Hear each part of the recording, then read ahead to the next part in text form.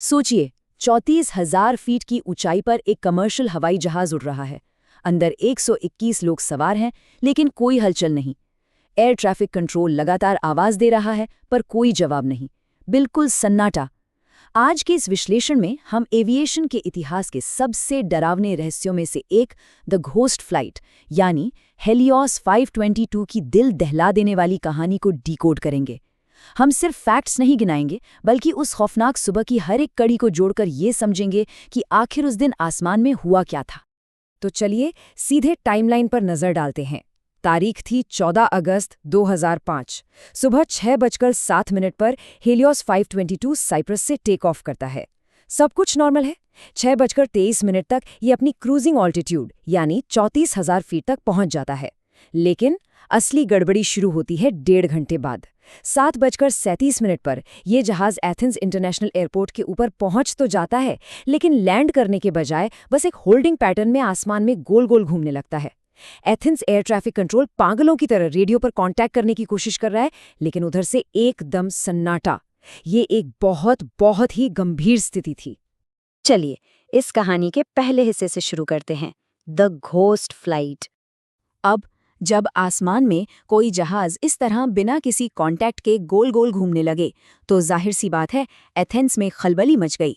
Protocol के तहत तुरंत हेलेनिक एयरफोर्स के 2 F-16 फाइटर जेट्स को हालात का जायजा लेने के लिए भेजा गया, और फाइटर पायलट्स ने हवा में जहाज के करीब जाकर जो देखा ना, वो सच में रोंगटे खड़े कर देने वाला था। उन्होंने देखा कि कैप्टन की सीट बिल्कुल खाली है। फर्स्ट ऑफिसर अपनी सीट पर आगे की तरफ गिरा हुआ है, एकदम बेसुध। केबिन में यात्रियों के चेहरे पर ऑक्सीजन मास्क लगे हैं, लेकिन कोई हिलडुल नहीं रहा है। और फिर सबसे चौंकाने वाली चीज होती है, एक अनजान आदमी जिसके चेहरे पर कोई ऑक्सीजन मास्क नहीं है, वो कॉकपिट में घुसता है और सीधे कैप्टन की सीट पर बैठ जाता है। ये सब देखकर दिमाग में बस एक ही सवाल घूमता है ना, कि टेक ऑफ के बाद के उन 1.5 घंटों में जहाज के अंदर आखिर हुआ क्या? वो अनजान आदमी कौन था, और बाकी सब लोग बेसुध क्यों पड़े थे? चलिए इसी रहस्य की गुत्थी को सुलझाते हैं। अब आता है इस कहानी का दूसरा हिस्सा, दी 8 आवर फ्लैशबैक। इस खौफनाक मंजर की जड़ तक पहुंचने के लिए ना हमें समय में थोड़ा पीछे जाना होगा, करीब 8 घंटे पीछे। रात के 1:25 पर जब ये जहाज अपनी पिछली उड़ान से वापस लौटा था, तो क्रू ने रिपोर्ट दी थी कि पिछले दरवाजे के पास बर्फ जम रही थी। इसे चेक करने के लिए एक ग्राउंड इंजीनियर आता है और जहाज का प्रेशराइजेशन टेस्ट करता है। अब क्योंकि इंजन बंद थे, तो उसने सिस्टम को ऑटो से हटाकर मैनुअल मोड पर सेट कर दिया। टेस्ट पूरा हो गया, उसे कोई गड़बड़ी नहीं मिली, सब कुछ ठीक था। लेकिन सबसे बड़ी चूक यही हो गई। वो इंजीनियर सिस्टम को वापस ऑटो मोड पर करना भूल गया। बस एक स्विच, एक छोटी सी भूल जो आगे चलकर एक भयंकर आपदा की वजह बनने वाली थी। इस पूरी घटना को गहराई से समझने के लिए हम आते हैं तीसरे हिस्से पर, अंडरस्टैंडिंग केबिन एयर प्रेशर। अब आगे बढ़ने से पहले इसके पीछे के विज्ञान को समझना बहुत जरूरी है। 29,000 फीट, ये क्या है? ये माउंट एवरेस्ट की ऊंचाई है। वैसे तो हवा में 21% ऑक्सीजन होती है, लेकिन जैसे जैसे हम ऊपर जाते हैं, हवा का दबाव एकदम कम होने लगता है। 29,000 फीट पर हवा का दबाव जमीन के मुकाबले 3 गुना कम होता है। मतलब आपकी हर सांस में फेफड़ों को बहुत ही कम ऑक्सीजन मिल रही होती है। और हीलियोस 522 तो एवरेस्ट से भी ऊपर 34,000 फीट पर उड़ रहा था। कमर्शियल जहाज़ों में ऑटो प्रेशराइजेशन सिस्टम क्या करता है? वो बाहर की हवा को कंप्रेस करके केबिन के अंदर पंप करता है, ताकि लोग नॉर्मली सांस ले सकें। लेकिन जैसा कि हमने देखा, हीलियोस का सिस्टम तो मैनुअल पर छूट गया था, जिसका सीधा सा मतलब था जहाज के अंदर हवा का दबाव लगातार तेजी से कम हो रहा था। और जब हवा का दबाव इतना कम हो जाए, तो शरीर पे जो असर पड़ता है, मेडिकल टर्म्स में उसे हाइपोक्सिया कहते हैं। ये एक ऐसा अदृश्य खतरा है, एक खामोश हत्यारा, जहां शरीर को पर्याप्त ऑक्सीजन नहीं मिलती। और सबसे खतरनाक बात क्या है पता है? इंसान को इसका एहसास भी नहीं होता। उसका दिमाग काम करना बंद कर देता है, वो एकदम कंफ्यूज हो जाता है, फिर बेहोशी छाती है और आखिरकार मौत। यही वो साइलेंट किलर था जो उस दिन हेलियोस 522 के क्रू और यात्रियों को धीरे धीरे अपना शिकार बना रहा था। और अब हम पहुंचते हैं इस विश्लेषण के चौथे और सबसे हैरान करने वाले हिस्से पर, साइकोलॉजी ऑफ ह्यूमन एरर। लेकिन यहाँ दिमाग में एक सवाल जरूर आ रहा होगा। दोनों पायलट्स बेहद अनुभवी थे। कैप्टन के पास तो 35 साल का एक्सपीरियंस था। फिर उन्होंने इस मैनुअल स्विच को देखा क्यों नहीं?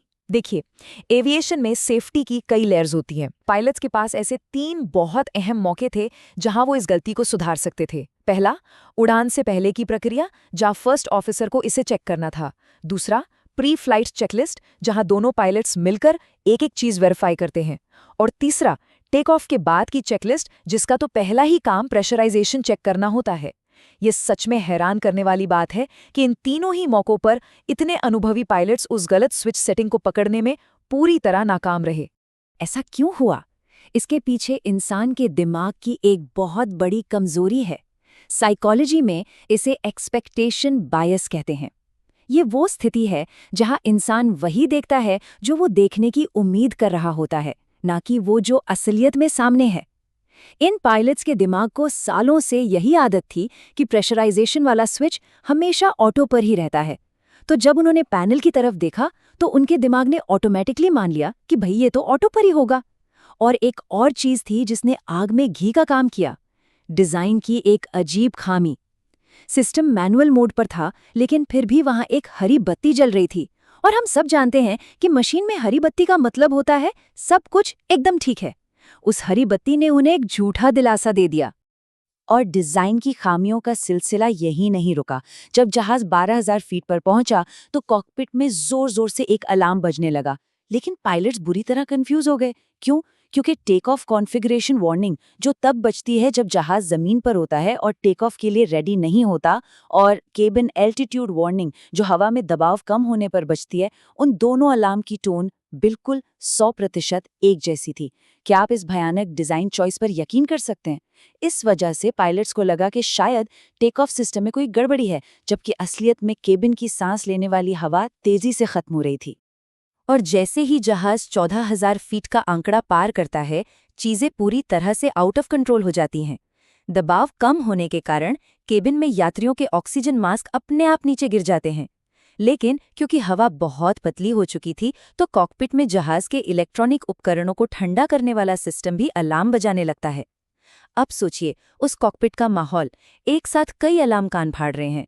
हाइपोक्सिया के कारण पायलट्स का दिमाग पहले ही सुन पड़ने लगा था और वो अपना पूरा फोकस सिर्फ और सिर्फ उस इक्विपमेंट कूलिंग वाले अलार्म को बंद करने पर लगा देते हैं। वो इतने कंफ्यूज हो चुके थे कि ऑक्सीजन मास्क गिरने के इतने बड़े संकेत को वो पूरी तरह से इग्नोर कर देते हैं। और फिर वो सबसे दुखद पल आता है। कैप्टन को लगता है कि शायद कूलिंग सिस्टम में करंट ज्यादा आ रहा है, तो वो सर्किट ब्रेकर चेक करने के लिए अपनी सीट से उठकर पीछे जाते हैं। लेकिन क्योंकि वो इतनी देर से बिना ऑक्सीजन वाली हवा में सांस ले रहे थे, हाइपोक्सिया उन पर अपना पूरा कब्जा कर लेता है और वो वहीं बेहोश होकर गिर पड़ते हैं। कुछ ही पलों बाद अपनी सीट पर बैठे फर्स्ट ऑफिसर भी बेसुध हो जाते हैं।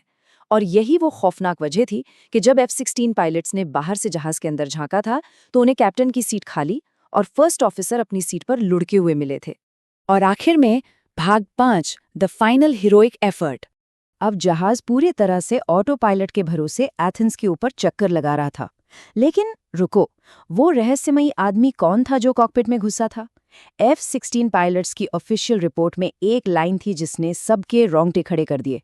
एक आदमी बिना ऑक्सीजन मास्क कॉकपिट में घुसता है और कैप्टन की सीट पर बैठ जाता है। वो कोई अनजान हाईजैकर नहीं था, बल्कि उसी जहाज का 25 साल का फ्लाइट अटेंडेंट था, एंड्रियस प्रोड्रोमो। पता है, एंड्रियस के पास कमर्शियल प्लेन उड़ाने का लाइसेंस भी था और उसने पोर्टेबल ऑक्सीजन सिलेंडर का इस्तेमाल करके इतनी देर तक खुद को हाइपोक्सिया से बचाए रखा था। जब उसे लगा कि अब कोई रास्ता नहीं बचा है, तो वो कॉकपिट का कोट डालकर अंदर दाखिल हुआ। लेकिन तब तक बहुत देर हो चुकी थी। एंड्रियास के पास एक विशाल बोइंग 737 उड़ाने की कोई ट्रेनिंग नहीं थी और तभी जहाज का फ्यूल खत्म होने लगता है। एक के बाद एक इंजन बंद हो गए। एंड्रियास ने फाइटर जेट्स की तरफ देखा और हाथ से नीचे की तरफ इशारा किया, मानो कह रहा हो कि हम गिर रहे हैं। जहाज तेजी से जमीन की तरफ बढ़ने लगा, लेकिन अपनी आखिरी सांसों में भी उस 25 साल के नौजवान ने असीम बहादुरी दिखाई। उसने किसी तरह कंट्रोल स्टिक को घुमाया और गिरते हुए जहाज को एथेंस शहर की घनी आबादी वाले इलाके से मोड़कर एक सुनसान पहाड़ी इलाके की तरफ कर दिया, ताकि जमीन पर मौजूद हजारों मासूम लोगों की जान बचाई जा सके। 14 अगस्त 2005 की उस मनहूस सुबह हेलियोस 522 उस पहाड़ी से टकराकर खाक हो गया। 121, ये सिर्फ कोई नंबर नहीं है। उस जहाज में सवार सभी 121 लोगों ने अपनी जान गंवा दी। ये आज तक ग्रीस के इतिहास की सबसे बड़ी और सबसे दर्दनाक विमान दुर्घटना है। इस खौफनाक हादसे ने पूरी की पूरी एविएशन इंडस्ट्री को अंदर तक झकझोर कर रख दिया। पर इस भयानक त्रासदी से कुछ बहुत ही जरूरी सबक भी लिए गए। पायलट्स की ट्रेनिंग में तुरंत बड़े बदलाव किए गए। टेक ऑफ और केबिन प्रेशर के अलार्म की टोन को पूरी तरह से अलग-अलग किया गया ताकि आगे से कोई भी पायलट इस तरह से कंफ्यूज ना हो। और साथ ही उन कॉम्प्लेक्स प्री फ्लाइट चेकलिस्ट्स को भी काफी आसान और फुल प्रूफ बनाया गया। जरा सोचिए, एक छोटा सा स्विच जो गलत सेट हो गया, एक जैसी साउंड करने वाली अलार्म टोन और एक्सपेक्टेशन बायस नाम का हमारे ही दिमाग का एक धोखा, इन सब ने मिलकर 121 जिंदगियां छीन ली। आज जैसे जैसे हमारी मशीनें और हमारे सिस्टम्स और भी ज्यादा आधुनिक और ऑटोमेटिक होते जा रहे हैं, ये घटना हमें गहराई से सोचने पे मजबूर करती है। क्या इंसान कभी अपने ही दिमाग की इन कमजोरियों और भूलों से पूरी तरह सुरक्षित हो पाएगा? या फिर हमारी सबसे एडवांस तकनीक भी हमारे अपने ह्यूमन एरर के सामने हमेशा बेबस ही रहेगी? आज के इस एनालिसिस में बस इतना ही।